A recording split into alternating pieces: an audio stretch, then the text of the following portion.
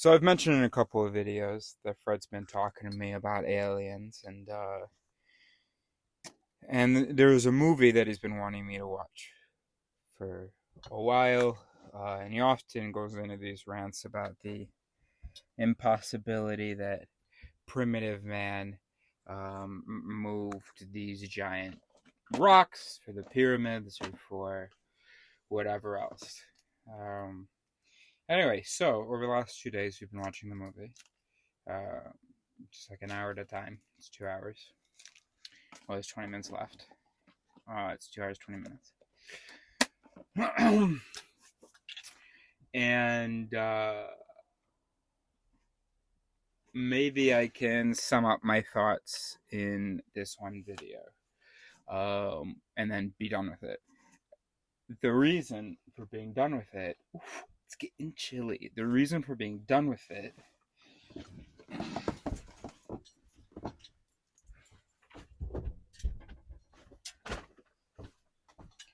All right, so here's the first thing that I want to say. Number one, doesn't change anything. If indeed, I mean, for you it does. For me, it doesn't. I mean, for some people it may, but basically, what I'm doing, it doesn't.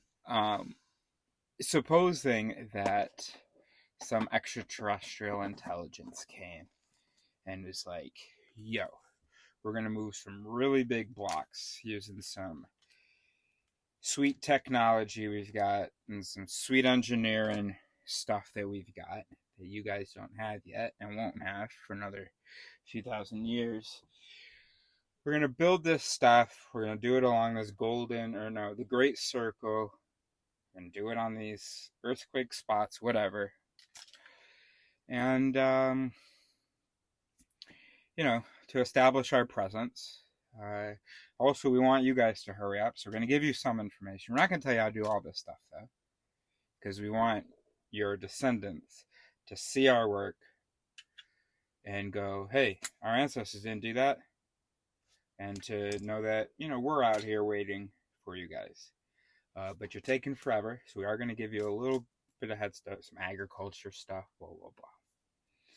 If that's the case, which, yeah, why not? I mean, if, when we start discovering semi intelligent life elsewhere, I don't know. To this brain, that seems like a fine plan. Sure. Yeah. And to go accelerate a species development a little bit, also to leave some indication that you were there, so they have a goal in mind of being able to join the galactic communities.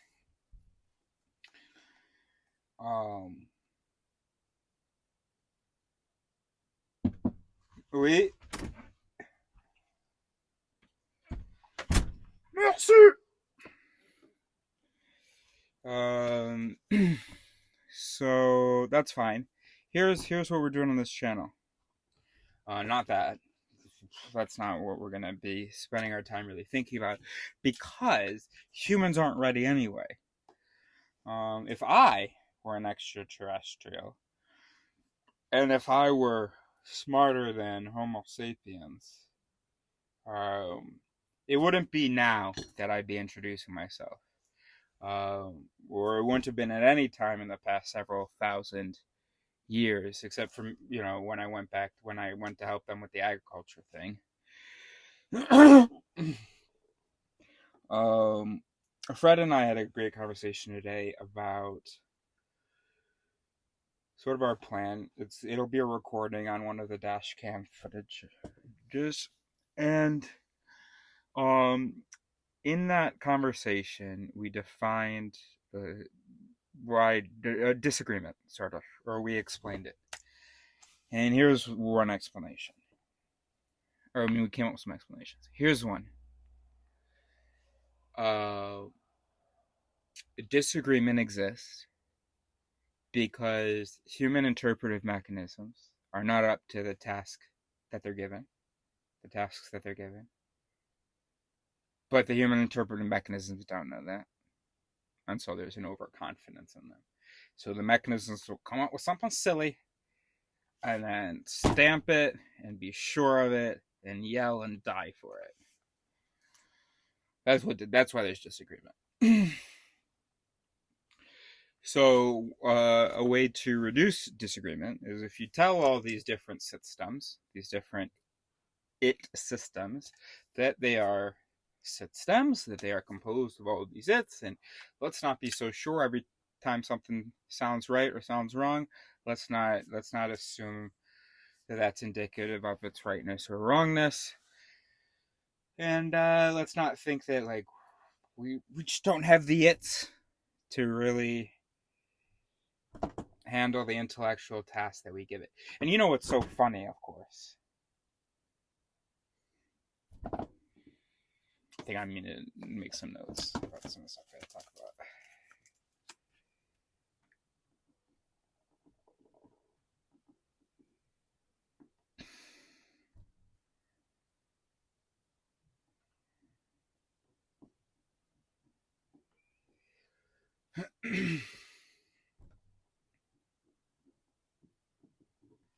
Okay, so what we're doing on this channel is we're like, yo, sit stem, you're a sit stem, you're a bunch of its, bunch of molecules, molecular its, if then rules.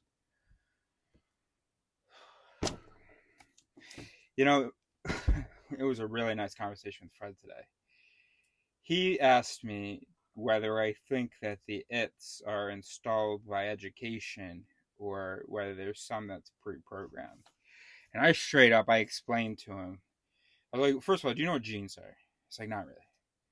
I was like, he's like, they're what you get from your ancestors. So like, that's right. But what are they? He's like, I don't really know. So they're instructions. He said, oh, okay. So they're instructions for the construction of the corpus.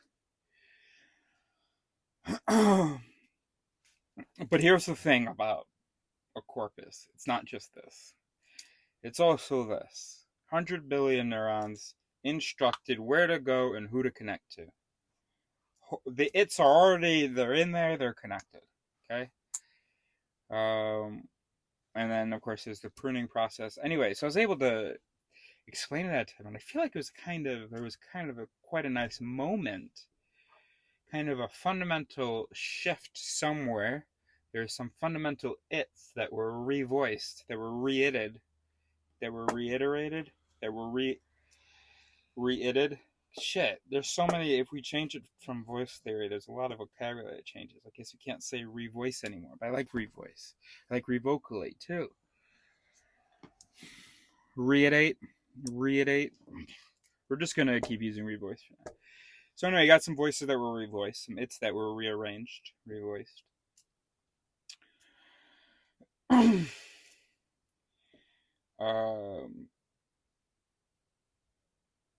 I lost my train of thought. Anyway, the genes, it builds a whole system. There are a whole bunch of its. Okay, then you have the pruning process, and then anyway, the point is that was once he understood the brain is built before you're born. I mean, it changes. There's the pruning process, and then further changes over the course of life. But the brain, there is a fully built brain. Okay, fully. Okay, no. There are some things that happen in the first few years, and then yes, we are a species that spends 13 years or whatever, being dependent. So there are things that change. The prefrontal cortex doesn't finish until 26. Okay. But there is already a brain. Changes happen to it, but there's already a system of mechanisms, interpretive mechanisms ready to go. Knowing how to swim, knowing if something is coming fast or if something is loud, then it's a concern. All right. Already probably, right? I think Noam Chomsky maybe said,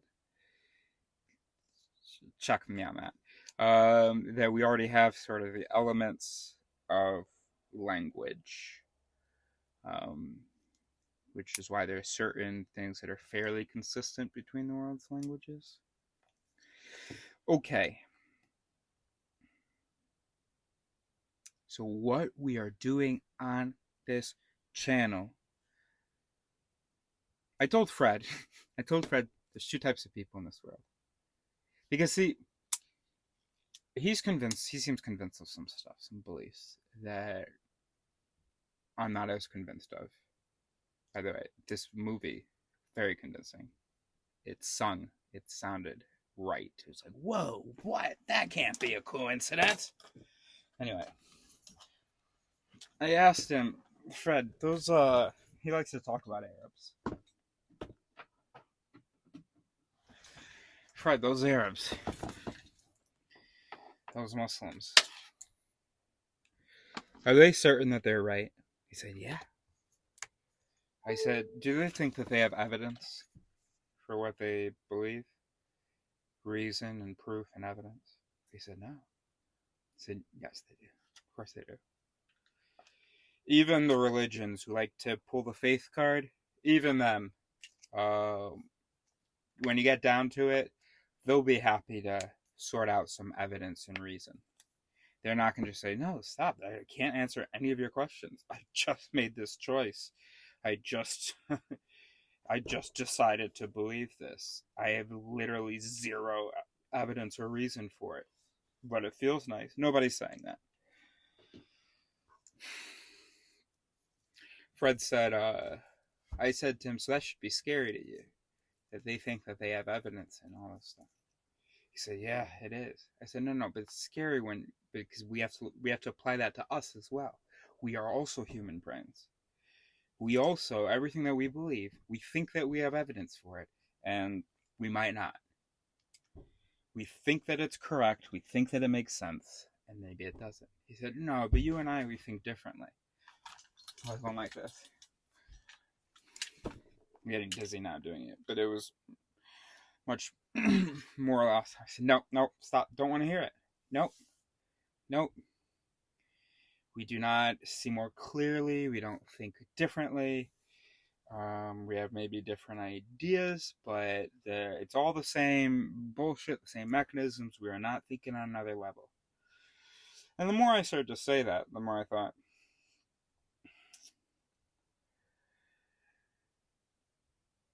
I do see another level, and I do want to bring Fred up there.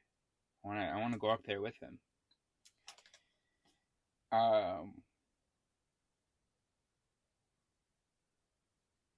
And so I kind of pivoted, and I said, look, there's two kinds of people in the world. Those who know their bad mechanism, those who have learned the different malas, the different maladaptive their biases, their fallacies, whatever, all those tendencies, the heuristics, blah, blah. And there are those who don't. I mean, more accurately put, there are those who know a dozen of them, which is kind of enough for the brain to start figuring out, oh, I get what's happening here. I can't trust these interpretive mechanisms. Oh, I gotcha. You have to learn a couple dozen first. And then once you have that, you've got sort of the principles, and the other ones will just make sense to you, and it just changes your whole scheme of the sort of mind and self. So you don't need to learn hundreds. That's what the imams will be for, the identifiers of Male and the arresters of Majing. Because that categorizing I just did of there are people who know some of their maladaptive mechanisms. They're bad its. I mean, bad, I don't want to use the word bad, but there's some who know they're bad its, and there are some who don't know any.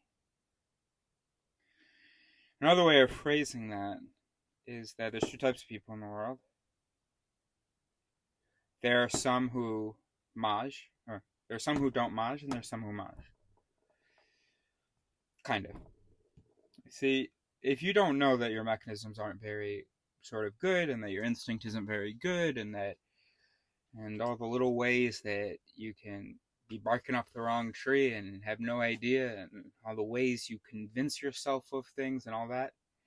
When you know that, it just really takes the steam out of you, the air out of the whatever I'm trying to say.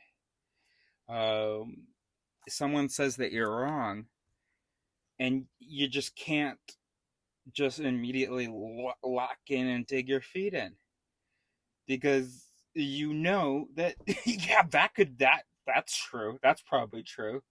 Why would I be right?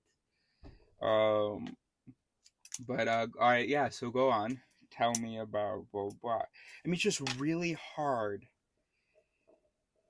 to insist and be committed to your inner truth when you know what made it. And you know that you don't know when it's the good it's and when it's the bad it's.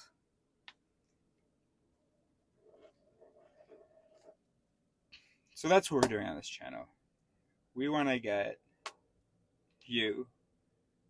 I don't want to hear a thought. I don't want to debate anything.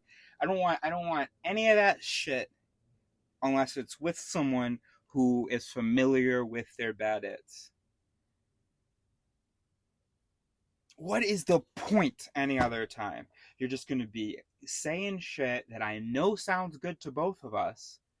It sings for this human brain, but actually, literally, there's a chapter on that. And that should not make so much sense to us because it is not like real or correct.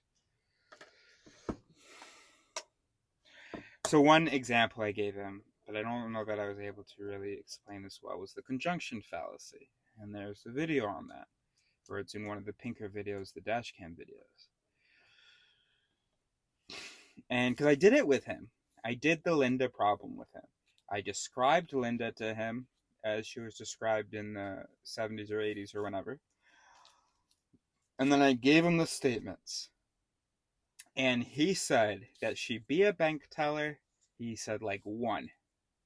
He said that she'd be a bank teller and involved in the feminist movement like 8. And me too, bro. Because that it goes hard.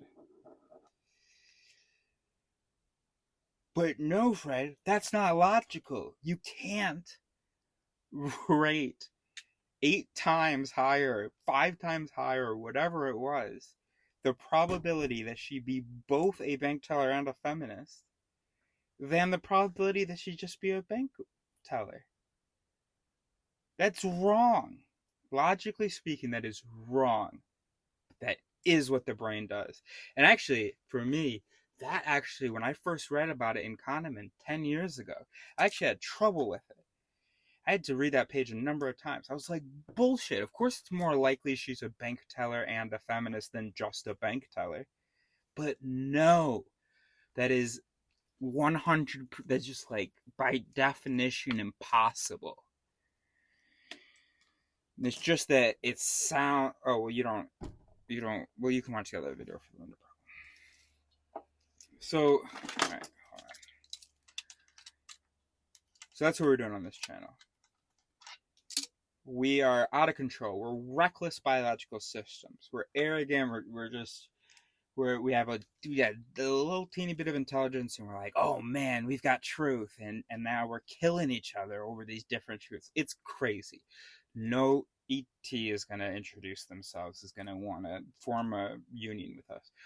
Probably all intelligent species that belong to an intergalactic whatever have achieved self-awareness, so they can manage themselves. They know that they are brains. They know how their thoughts and feelings work, and so yeah, they're able to adjust. They're able to learn more easily than those who think they already have truth, and also that they are either existing as a magical cloud in their hearts or maybe everywhere around.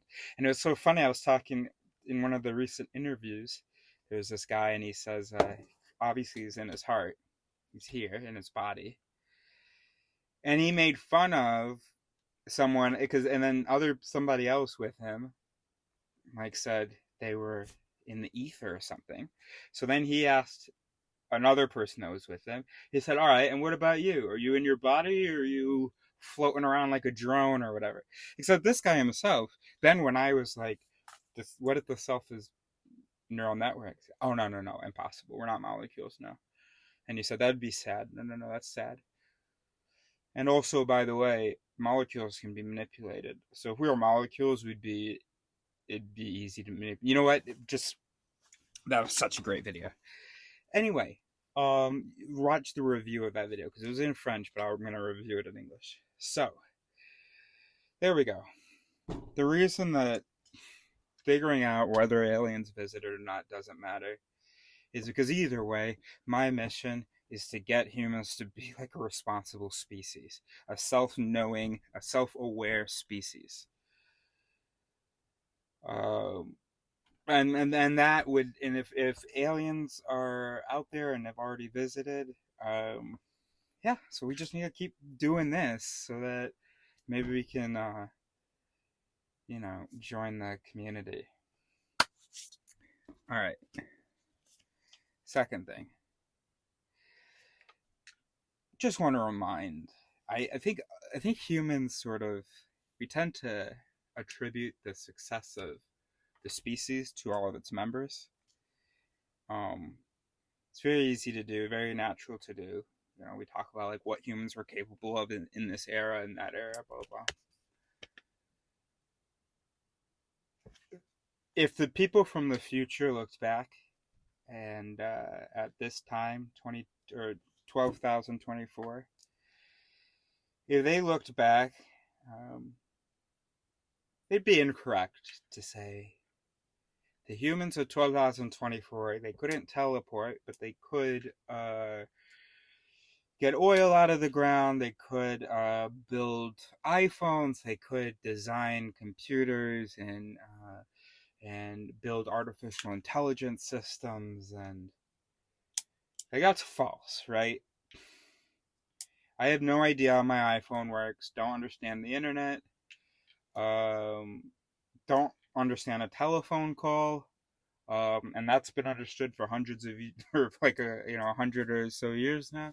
Don't understand telephone call. You can explain it to me again.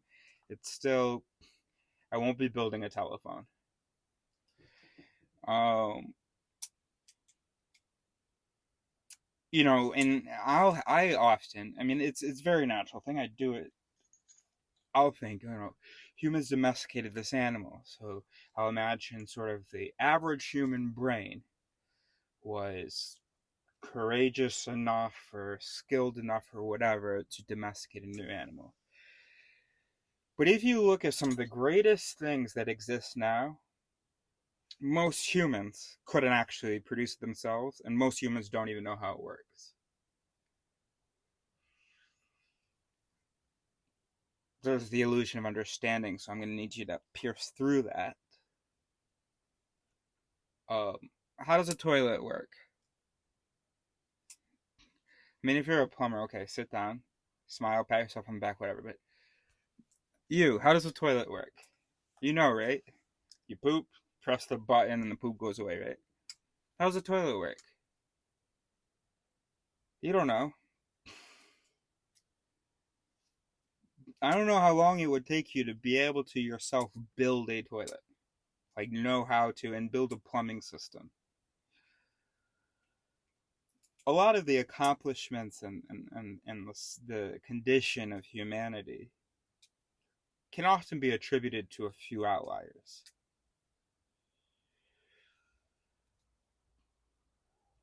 So that was one thought that I had as I was watching this Builders of Ancient Mysteries. Bâtisseurs de l'Ancien Monde. As I was watching that, one thing I was thinking is, I get that most humans couldn't do the apparent engineering feats of these temples. Um, but let's not forget, it is possible that there was one brain that could do it, and then in that site, and one brain that could do it in Peru, and one brain in India. So you just literally need only one brain to have the idea of how to do it. That's not impossible. The variation, the spectrum of intelligence is great enough such that what the average brain can do and what the species overall can accomplish are wildly different. Okay, and then last thing. Here's my second little theory. I mean, the first idea is all right, aliens, fine. Another idea that was in the movie is that apparently there's this whole island subcontinent thing um, south of India that is currently underwater because 10,000 years ago, at the beginning of recorded time, because now we're 1224, about 11,500 years ago, sea level rose 100 meters or higher. And so there's this huge mass of land, and maybe there was some civilization that had some really great ideas because it has a couple cool brains, and then they were the ones who gave, I guess, the different ideas that we see in all these different places along the Great Circle, blah blah blah. Okay, but here's another idea of mine. So there's four ideas total. There you go. One, aliens. Two, a human civilization on that continent that then disappeared and we lost its stuff and its information, its knowledge, and that's why we did worse after, or we never did as well after. The second thing is just remember, we only need a couple of brains to come up with a good idea, and then the rest can just implement it. All right, now here's why I'm really recording, because here's one I really like, but I can't.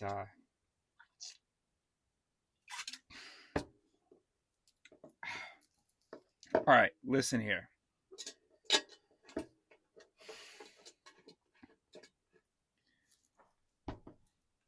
What if we imagine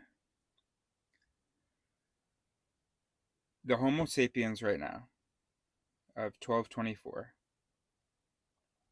of 12024?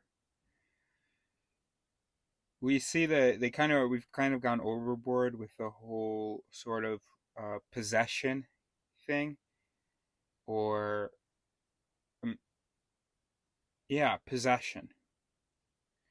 I guess before I was thinking like financially something like that, but I think it's better to phrase it as possession.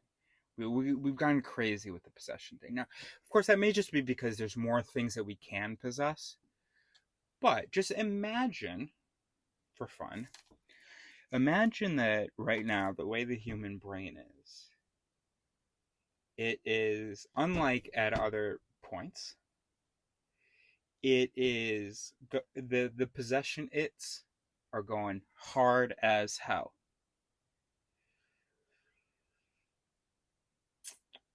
And then what'll happen is it's like, okay, so like imagine that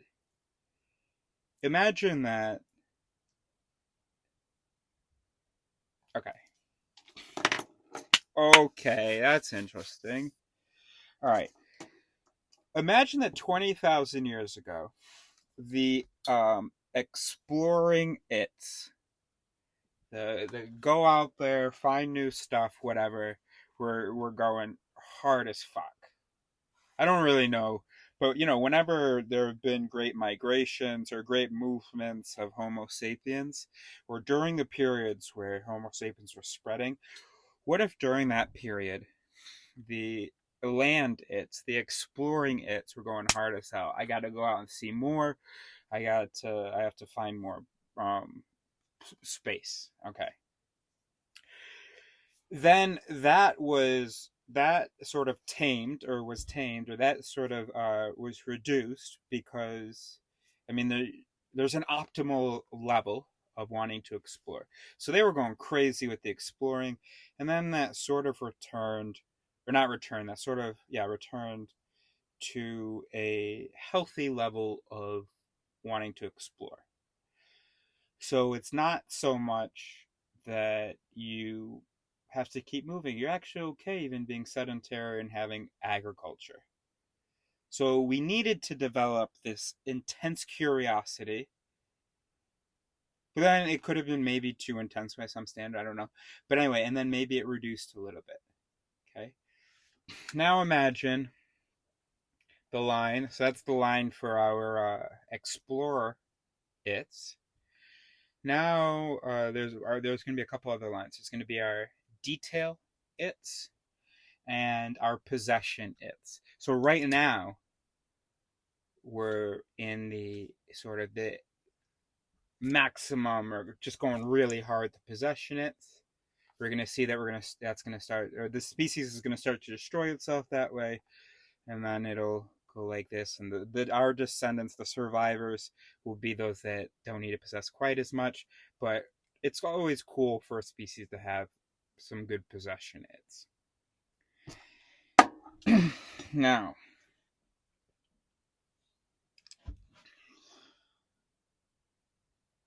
Now, let's talk about the detail it's. What if 10,000 years ago there were, in the gene pool of humans, there was a surge in the detail it's, such that if it's at all true that at some point we were obsessed with exploring, but it was probably just we were moving around because, food scarcity and stuff. But we're just having fun. We're just playing right now, okay? So 20,000 years ago, there was a surge in explore it's. Then 10,000 years ago, there was a surge in detail it's. Now, here's the reason I say this. Because in the movie, the narrator kept going on, kept saying over and over again, why did they spend this much time on it? Blah, blah. And like one thing is, they kept talking about how the walls would have these big, gigantic rocks that can't be moved. And then on top of that was shittier construction with smaller rocks that weren't as nicely sort of placed and stuff. Okay. So I just want to make another point. It's also possible that they constructed some things and then were like, that was a lot of work. Probably don't need to actually use rocks that big. We'll figure out a mortar system so that smaller rocks can stay together. I don't know. All right. Anyway, alternatively, no, sorry, it's not about the rocks. It's on the inside of these caves. It would be so polished, smoother surfaces than a glass table today. Take this laser and they look around they scan the wall, and it's just like perfectly smooth, like just microns difference between sort of the point farthest from the machine and closest to the machine of the wall. Okay. So it would take, why would they do that? They would ask. Why would they spend that much time polishing it? It would take hours and hours and hours. Yeah, today's brains, I don't really understand that. I don't see that. That is an interesting question. But then I imagined, well, what if brains were different? What if we are going through a growth spurt in our sort of detail orientation? Or even our spirituality, or maybe our hard work. Maybe it was the labor it's had a surge. And so for them, spending 8 hours a day carrying rocks was like for us spending 8 hours a day sitting in front of a computer typing up reports. Like, you do what you got to do. Yeah, I don't want to shoot myself. So I think that's interesting. So either maybe if it's like labor so then these biological machines, these earlier Homo sapiens, all that matters is doing the fucking work. You want me to take that big ass rock up that mountain? That is a reason to exist. That all these are going, hell yeah. Just like today's it's to go and let me get some more money. Let me get that bag.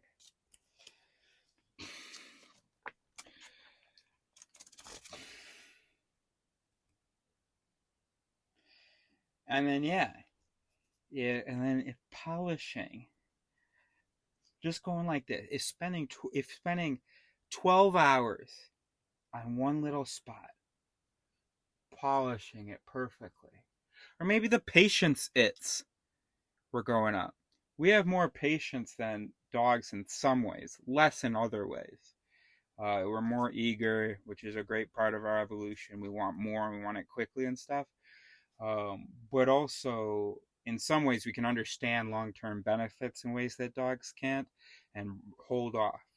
So there may have been a surge of that, a surge of long term planning or patience, or what am I trying to say? The the distant reward thing,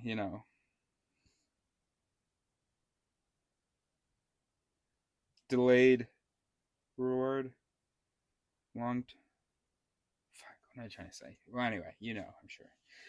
So so maybe there was a surge in that where the species was pretty consumed by some hard hitting mechanisms going, uh, perfection is what matters. And then, but then a lot of people died. They were working too hard or trying to be too perfect. So then that kind of tapered off. And I can't really see us polishing to that point with the tools that they had. Maybe